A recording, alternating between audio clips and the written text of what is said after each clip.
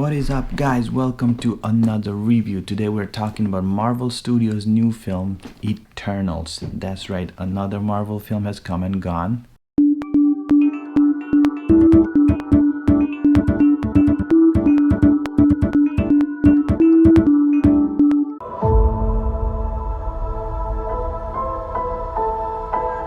We're Eternals. We came here 7,000 years ago to protect humans from the deviants. I'm gonna be honest with you. Eternals is as obscure as you can get when it comes to superheroes for me. Like, I have no idea who the Eternals are, what the story is gonna be about. Iron Man, Thor, Captain America, yes, we've heard of them. Eternals, nope. Never got into any of these comics, never seen them in anything. So this is a fresh territory for me as well. So going into this film, I was very curious to get to know these characters. Also very skeptical if I was gonna like them or care about them.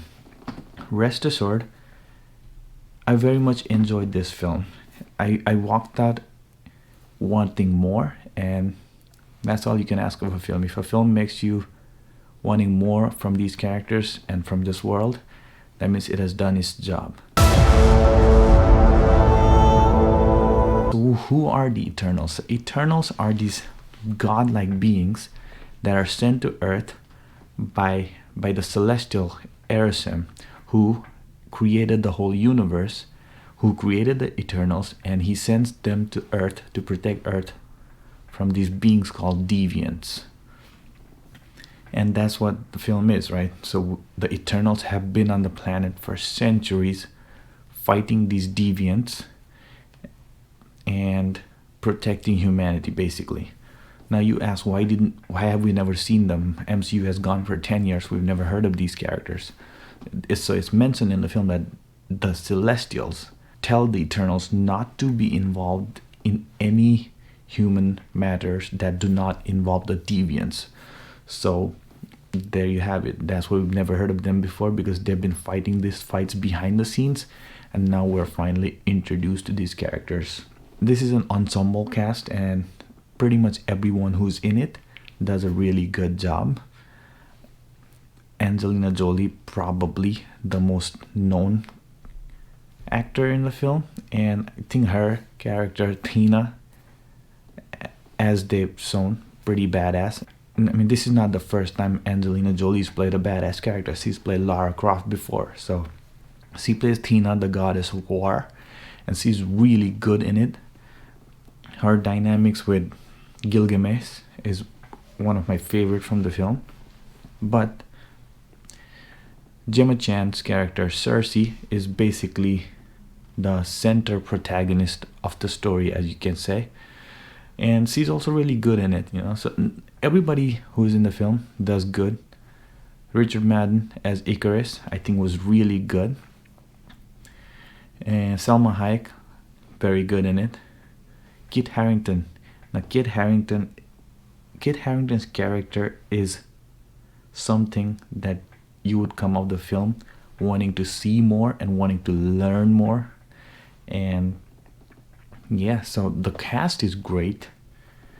The world building, what this film does is, we're now 11 years in the MCU, and everything we know about the MCU, this film makes it like this. Avengers are this tiny compared to what the Eternals are.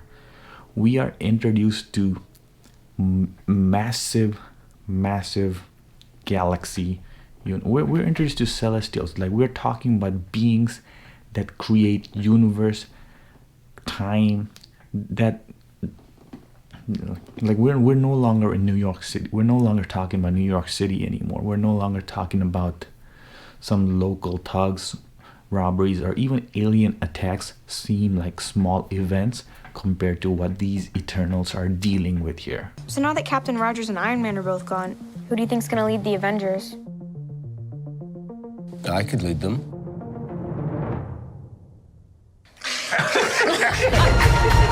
This is a very long film, but it is And the pacing is so seamless that it doesn't really feel like a 2 hours and 37 minutes film. Like when the characters are interacting and they're talking about these serious topics, you're invested in it and you're not really bored, or it doesn't feel like the scenes are dragging. So that's one of the highlights of the film, the character moments between, whether it's different Eternal characters or even Cersei and Kit Harington's character. So those moments are really the highlights of the film. Of course, it has the big action sequences, the CGI fest that every MCU film has. Eternals also has them, so that makes it very much part of the MCU. But in multiple ways, you watch this film and you don't get the typical MCU vibe from it. Like it's a Marvel film, but it doesn't really feel like a Marvel film. There are also in times where it feels like a DC film, because you're dealing with people that are like gods with human problems, right? So that's basically what New Gods or any DC characters are. So I'm glad Marvel decided to not do their usual formula all over the film. I mean, they still do have like different, like quirky humors that normal MCU film has, big spectacle battles at the end that any MCU film has. This film still does, but it still feels very different than any other MCU film. Talking about humor, I think Kumail Nanjiani's character was brilliant in it. Like every time he's on the scene, he manages to steal the scene. So in that aspect, I think he brings much needed humor of different flavor to the film. So he's really great in it. This film has been getting negative reviews per se. Like it's at this moment 51% on Rotten Tomatoes, and people have been very skeptical about the film. They're wondering if it is the worst Marvel film. And I will say that I think the Rotten Tomatoes score doesn't do justice to this film, because when you look at Rotten Tomatoes, I think it has like 250 something reviews, and that means 51% people, 51% of the critics in Rotten Tomatoes rated it good. So you're looking at around 107, 110 critics that did not like the film, and I don't think it's enough to provide a verdict on if a film's good or bad.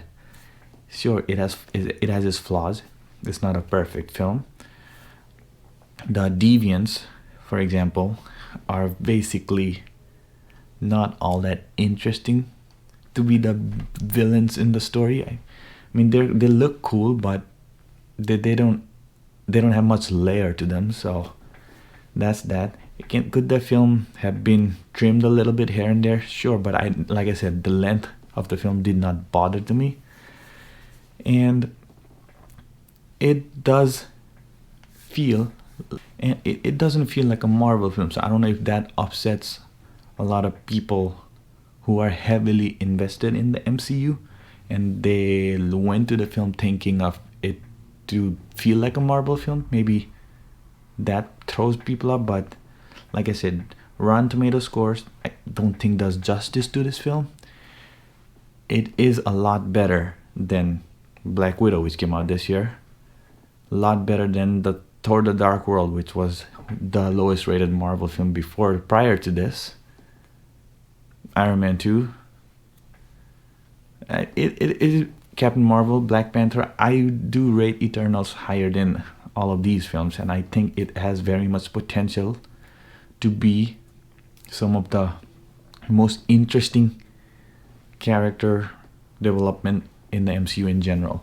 Like the mythology in itself, what it introduces to this already established world will open your mind to so many different aspects, and I'm all for that. I'm very curious to see how the world moves on from this, where these characters go, and the topics that were introduced in this film, what kind of conclusion or what's the next step to it.